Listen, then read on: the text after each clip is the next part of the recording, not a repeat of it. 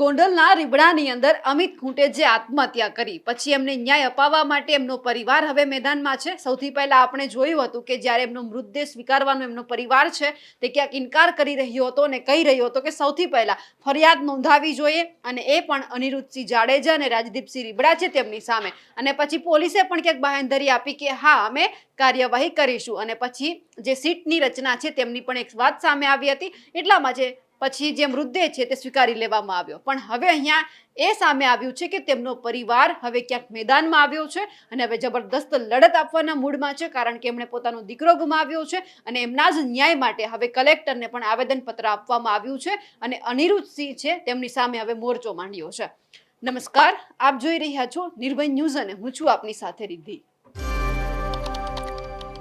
ગોંડલની અંદર જે રીતે આપણે જોઈ કે આ ઘટના બની, રીબડાની અંદર જે અમિત ખૂંટ છે તેમણે આત્મહત્યા કરી અને પછી સુસાઇડ નોટ સામે આવી અને તેમાં સીધો જ ઉલ્લેખ કરવામાં આવ્યો હતો કે જે અનિરુદ્ધસિંહ જાડેજા અને રાજદીપસિંહ રીબડા છે તેમણે અને એમની સાથે બીજા 3-4 લોકો છે એમણે મને હની ટ્રેપમાં ફસાવ્યો, એટલા માટે મેં આ કદમ ઉઠાવ્યું અને મેં આત્મહત્યા કરી। હવે એમનો પરિવાર છે તે ન્યાય માટે મેદાનમાં છે અને કલેક્ટરને આવેદનપત્ર લખવામાં આવ્યું છે। શું ઉલ્લેખ કરવામાં આવ્યો છે અને અનિરુદ્ધસિંહ જાડેજા અને રાજદીપસિંહ રીબડા છે તેમના કયા મોટા ખુલાસા કર્યા છે તેમની વાતચીત કરીએ। સૌથી પહેલા તો જે મનીષ દામજીભાઈ ખૂંટ છે એમના જ પરિવારનો એક સભ્ય છે, તેમણે આ પત્ર છે એટલે કે આવેદનપત્ર છે તે કલેક્ટરને લખ્યું છે અને મુદ્દા ટાંકવામાં આવ્યા છે। તે શું છે તે સૌથી પહેલા આપણે સમજી લઈએ।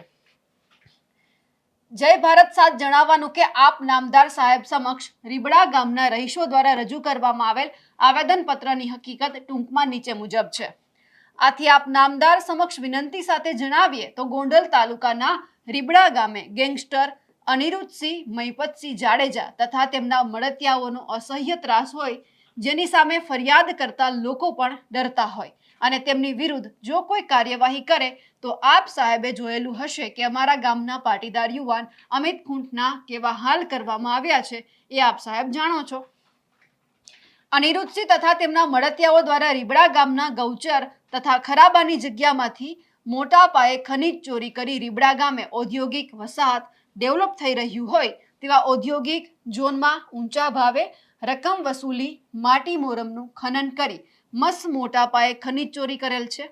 જે બાબતે આ અગાઉ અનેક રજૂઆતો કરવા છતાં સામાવાળાઓ માથા ભારે અને રાજકીય પહોંચ ધરાવતા હોવાથી કોઈ કાર્યવાહી કરવામાં આવેલ નથી।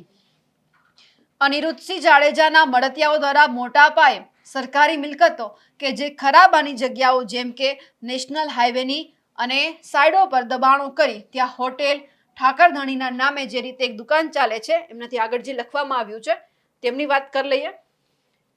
જે નશીલા પદાર્થના જે વેચાણ થાય છે, જે ઠાકરધણી જે હોટેલ છે ત્યાં જે રીતે નશીલા પદાર્થોનું વેચાણ થાય છે એ રીબડા ગામે ગૌચર તથા ખરાબાની જગ્યામાં ગામતળ તથા સીમતળમાં મોટા પાયે દબાણ થયેલું હોય, જે તંત્રને ધ્યાને આવતું ન હોય,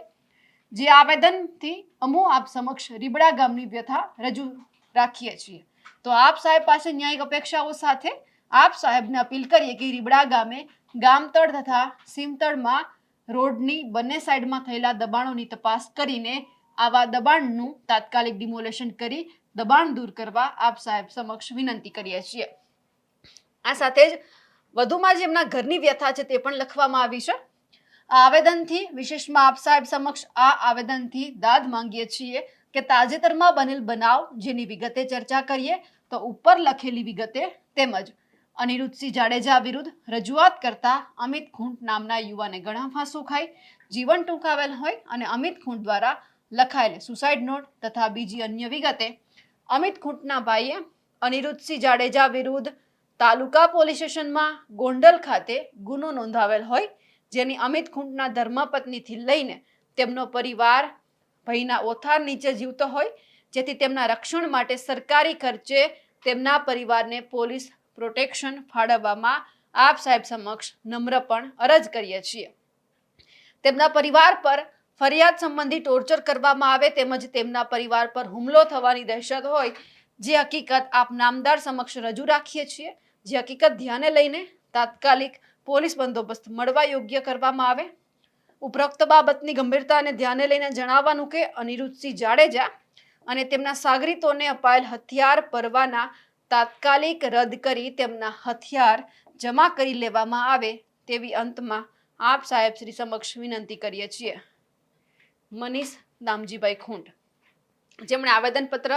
કલેક્ટરને આપ્યું છે અને કહ્યું છે કે સૌથી પહેલા તો જે હથિયારો આપવામાં આવ્યા છે અનિરુદ્ધસિંહ જાડેજા અને તેમના જે મળતિયા છે તે પણ પરત લેવામાં આવે અને ખાસ કરીને જે અમિત ખૂંટ છે તેમનો જે પરિવાર છે તેમને પણ પોલીસ રક્ષણ આપવામાં આવે અને એ પણ તમે તાત્કાલિક કરો, કારણ કે એમને ક્યાંક ડર છે કે એમના પર પણ હુમલો થવાની શક્યતા છે. એટલે હવે એ જોવાનું છે કે જે રીતે હવે આખો જે પરિવાર છે તે ક્યાંક ન્યાયની લડત માટે આપણે જોયું છે કે આજે આપણે સાંભળ્યું હતું કે તેમના પરિવારે પણ હવે એવું કહ્યું છે કે તેઓ ઉપર સુધી લડી લેશે, પરંતુ ન્યાય તો તેમને જોઈએ જ છે. પણ એ જોવાનું છે કે જે રીતે ન્યાય માટે તેઓ આગળ આવ્યા છે તો કોણ એમનો સાથ અને સહકાર આપે છે. કલેક્ટરને જે આવેદનપત્ર આપવામાં આવ્યું છે તેમાં કલેક્ટર કેટલો સાથ આપે છે, જે રીતે માંગણી કરવામાં આવી છે અનિરુદ્ધસિંહ જાડેજાના જેટલા પણ ધંધા છે તે પણ અહીંયા ખુલ્લા પાડવામાં આવ્યા છે કે તેમની સામે કાર્યવાહી કરવામાં આવે,